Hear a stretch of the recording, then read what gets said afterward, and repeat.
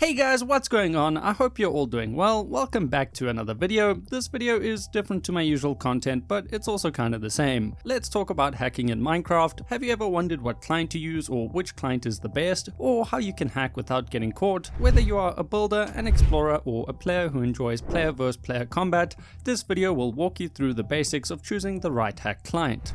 We are going to deep dive into every detail, from the server you choose to play on to the ping you get to the playstyle you choose. But before we get to that, I have to shout out the legends that support this channel. If you want to get your name in a video and help me make more content like this, please consider looking at the benefits down below. Thanks guys, let's get started. Okay, so right off the bat, I want to make it very clear, there's no such thing as the best hack client for Minecraft. How would you even quantify that? Hack clients provide a lot of features, and some of them choose to focus on certain gameplay styles, while others choose to cover a little bit of everything. And another important thing to consider is Minecraft anti-cheats. Some clients focus on bypasses for specific anti-cheats, while others try and provide bypasses for a variety of anti-cheats, while others choose to provide very few or even no bypasses.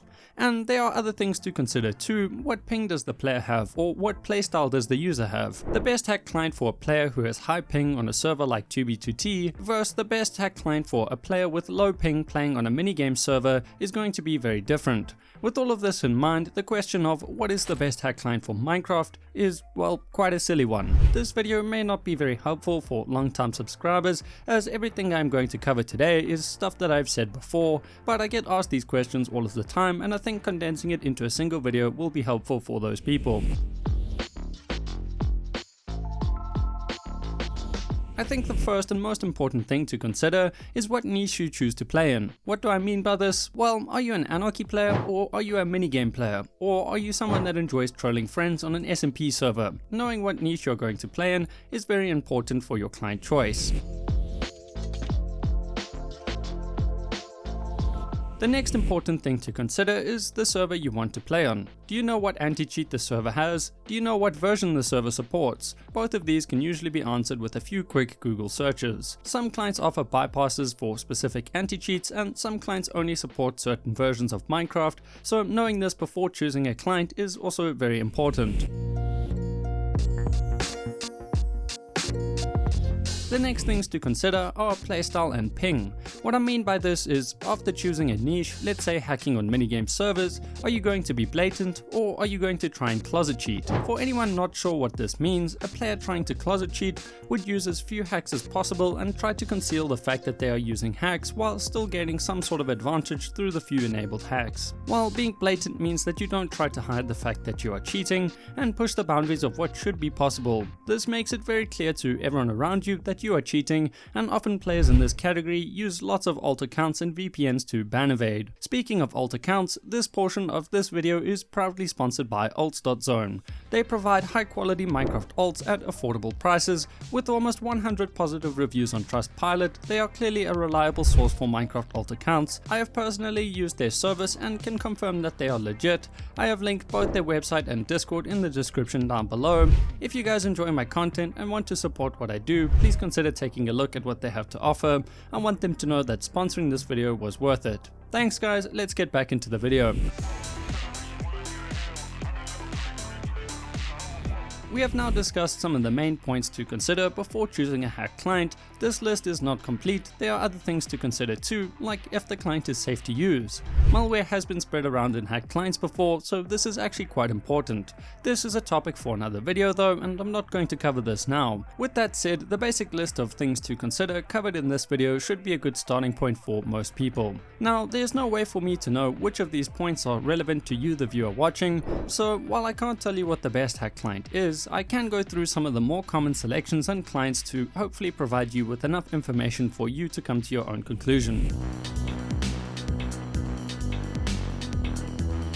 To start, let's say you are a player who enjoys hacking on minigame servers like Hypixel, or other lesser known minigame servers like Stray.gg or the Pika network or something. If you're looking to hack blatantly, then the best free option would be Liquid Bounce. This client offers insane bypasses, a good looking GUI, and all of the modules you may need for this playstyle. If you're looking to closet cheat, then you're better off paying money for a ghost client like Vape. Now, I will be the first to admit that Vape is a little overhyped, People either love or hate this client, and while it is overhyped, it is not a bad client by any measure. The Vape client offers what is maybe the most complete and easiest to use Ghost client experience, while also offering a few modules for the blatant playstyle. There are plenty of other paid for clients made for minigame servers like MoonX or Flux. I'm not as familiar with these though and can't really vouch for them. If you guys want me to cover some of these other clients in another video, let me know in the comments down below. Now let's say you are a player who just wants to do some trolling or who wants to gain an advantage on SMP servers with no anti-cheat. For this use case, the client being used is maybe not as important as how the client is used. Still, Meteor is probably your best option. Meteor is customizable and offers all of the modules you would need to troll your friends or gain an advantage over the other players on the server. Worst could actually be a good choice too, especially if you have op status. The client offers a few funny trolling modules like Fireball or the Kill Potion module. Most casual SMP servers lack an anti-cheat, so the choice of which client to use is not as important, and it comes down more to personal preference rather than one client being significantly better than another one.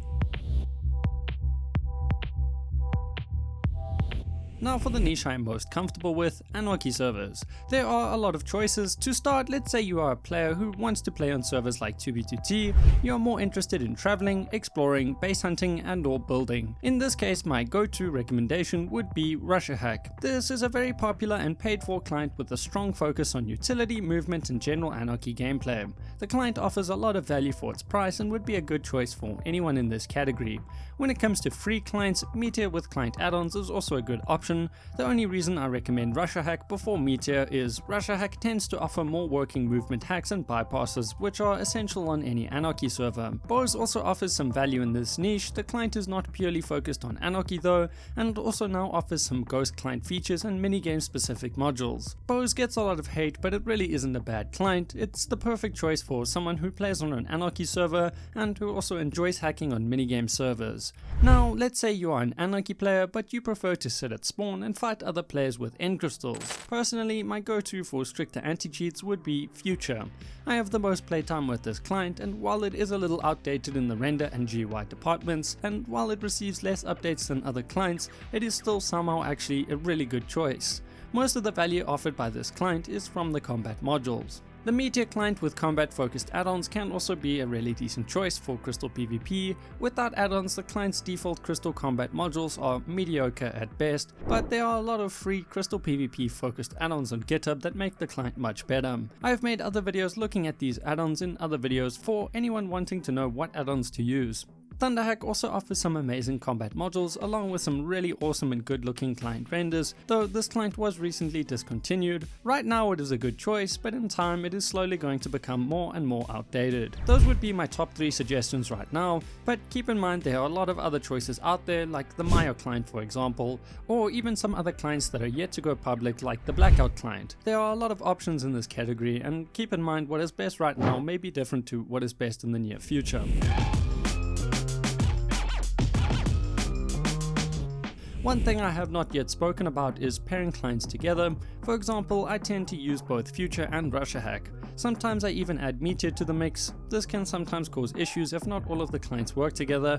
When you use more than one client at a time, you should only ever use one module from each client. What I mean by this is don't enable Kill Aura in both clients, rather test both and decide which one you like more and only use that one. I use RussiaHack for all of the utility and movement modules, and then Future for the PvP modules. This combination gives me the best of both worlds and is a popular combination on servers like 2b2t. Another question that I get asked all of the time is how to use multiple clients at once, and it is as simple as placing the client jar files in the mods folder together or installing them on the same instance depending on how the client is installed. Generally speaking, most clients will load together, but sometimes issues will appear when you enable conflicting modules. If your game crashes or you see weird behavior, then try removing one of the clients to troubleshoot the issue.